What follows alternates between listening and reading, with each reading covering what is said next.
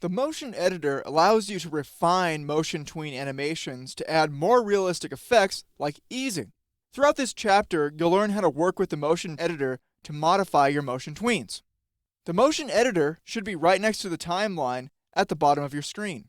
If you don't see the motion editor, you can always go to Window, Motion Editor. To modify a tween in the motion editor, the first thing you need to do is actually select the tween. So I'll select my motion tween and then click the Motion Editor tab to open the motion editor.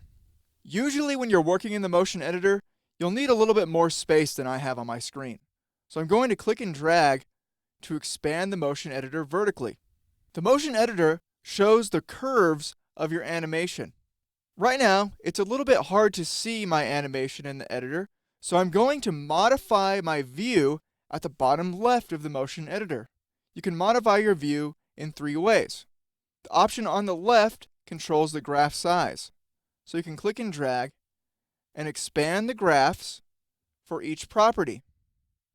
Another way is to modify the expanded graph size. Let's say I'm just looking at the X property for my animation.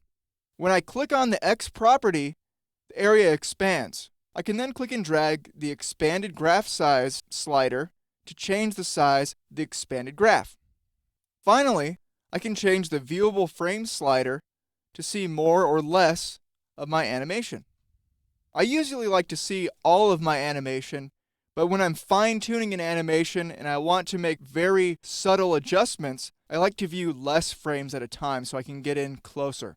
So in the motion editor panel, I can see my animation. On the stage, if I click and drag the playhead in the motion editor, I can preview the animation of the sun. See it fading in and moving upward. In the motion editor, that's reflected by a graph.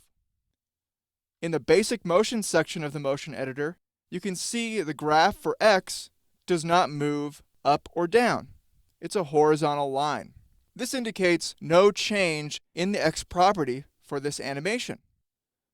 The Y property, however, moves downward, so you see this diagonal arrow. Notice that there are anchor points at the right and left of the line.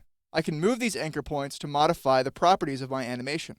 I'm not going to do that right now. So the main thing I want you to take away from this movie is that the motion editor is a panel that allows you to refine a motion tween.